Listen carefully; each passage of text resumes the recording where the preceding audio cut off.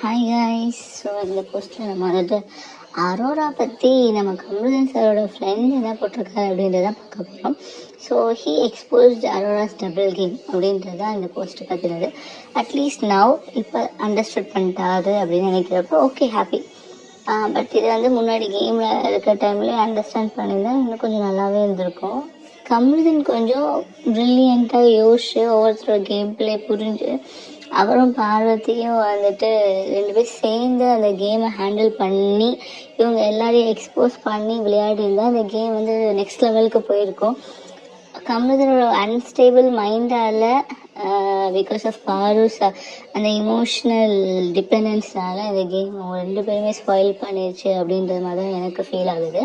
So என்ன expose பண்ணியிருக்காரு அப்படின்னு பார்த்தோன்னா, அரோரா வந்துட்டு என்னென்ன பண்ணியிருக்காங்க, டபுள் ஸ்டாண்டர்டாக அவங்க அந்த ஃப்ரெண்ட்ஷிப்பை யூஸ் பண்ணி என்னென்ன பண்ணியிருக்காங்க. ஆல்ரெடி நமக்கு தெரியும் பாரு விஷயத்தில் வந்துட்டு பாருவை பற்றி எப்போவுமே தப்பாக தான் அந்த பொண்ணு பேசியிருக்கோம். அதாவது நான் பாருகிட்ட வந்துட்டு நிறைய தடவை கெஞ்சிருக்கீங்க அப்படின்னு சொல்லுவாள். ஆனால் அவள் என்ன கெஞ்சினான்றது நம்ம எல்லாருக்குமே தெரியும். அவங்க பேசினாங்க, இட்ஸ் அ டிஸ்கஷன், அது ஒன்றும் கெஞ்சுறது கிடையாது. அந்த டிஸ்கஷனில் அவளுக்கு சாட்டிஸ்ஃபை ஆகலை. ஏன்னா அவளுக்கு நல்லாவே புரிஞ்சிருக்கு இந்த பொண்ணு வந்துட்டு ஒரு நல்ல ஒரு ஸ்னேக் அப்படின்ற விஷயம் நல்லா புரிஞ்சிருக்கு. அதனால அவள் சாட்டிஸ்ஃபை ஆகலை. பட் இவன் என்ன சொல்லுவாள், எல்லாத்தையுமே கெஞ்சிருக்கீங்க இதை தான் எல்லார்ட்டையும் போய் சொல்லுவாள். உடனே அந்த அடுத்த ஹவுஸ்மேட்ஸ் ரூல்ஸ்லாம் என்ன பண்ணும், அதுங்களுக்கு பார்வை பிடிக்காது. ஸோ வந்து அவரோட ஆப்வியஸாக பிலீவ் பண்ண தான் செய்வாங்க. ஸோ எந்தெந்த இடத்துல ஃபேக் ஃப்ரெண்ட்ஷிப் எக்ஸ்போஸ் பண்ணியிருக்கு அப்படின்னு சொல்கிறாருன்னா, இந்த மாதிரி நெக்லஸ் டாஸ்கில் வந்துட்டு கமல்ஹாசன் வந்துட்டு பேக் ஸ்டாப் பண்ணியிருப்பான்.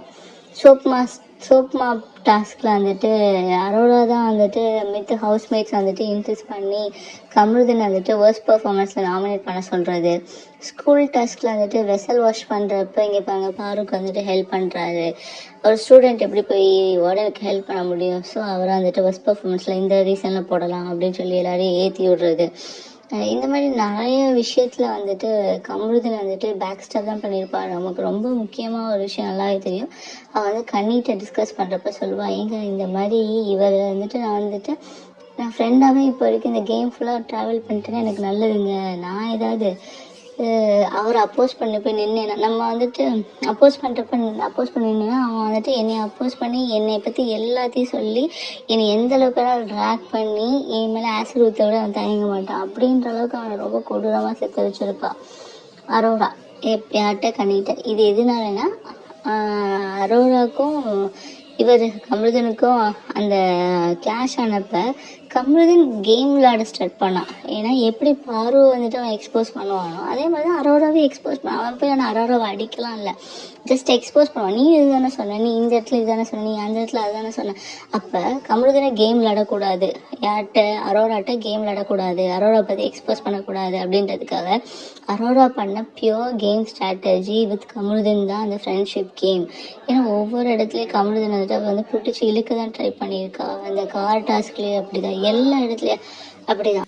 வந்து கேட்குறப்ப ஏன் நீனும் வந்து கமல்ஹாசன் கூட ஃப்ரெண்டாக இருக்கவன், இட்ஸ் ஜஸ்ட் அ கேம் அப்படின்னு நம்ம வாய் விட்டுரும். அப்புறமே தான் மாற்றுவா அந்த விஷயத்த. ஏன்னா அவளுக்கு தெரியும் எஃப்ஜிட்ட சொன்னால் தப்பாக போயிடும்ன்ற விஷயம் அவளுக்கு தெரியும். ஸோ அவள் எல்லாட்டையுமே ஆக்சுவலாக கவனமாக இருப்பாள், யார்கிட்ட என்ன பேசணும்னு தெரிஞ்சு பேசுவாள். அது வேணா அவளோட கேம் பிளே அப்படி சொல்லலாம்.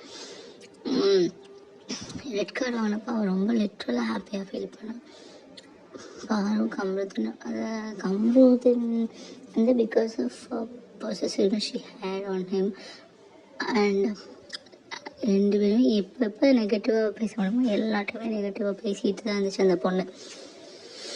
ரெட் கார்டு கொடுத்தப்ப வெளியே வரல அப்படின்னு டேஷுக்கு இங்கே வந்து நீ ஸ்டேஜில் இருந்துட்டு எனக்கு வந்து கம்ரு வினோத் வந்துட்டு ஃப்ரெண்ட்ஸ் அப்படின்னு சொல்லி சொல்கிறேன். உனக்கு அறிவே இல்லை, ஃப்ரெண்ட்ஷிப்னா என்னன்னே தெரியல அந்த பொண்ணுக்கு, எனக்கும் தெரியல. இல்லை தமிழ்நாட்டு மக்கள் ரொம்ப முட்டாள நினச்சிக்கிட்டு இருக்கா அந்த பொண்ணு. ஏமா ரியா நீ ரொம்ப கவனமாக இருமா, அந்த பொண்ணு என்ன வேணாலும் பண்ணுது.